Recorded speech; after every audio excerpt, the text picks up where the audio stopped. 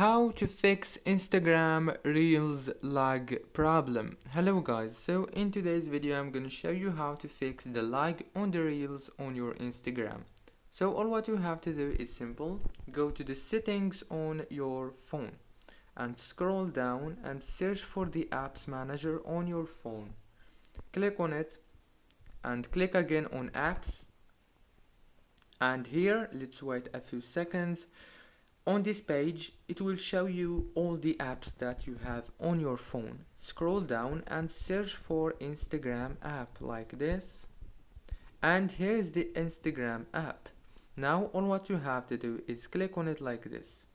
And now click on this data usage option.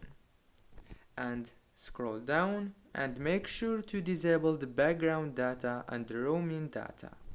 And go back and click on this storage option, and now click on clear cache and click again on clear data, and after that go back again and now click on this force stop option to stop the Instagram, and then go to the home screen.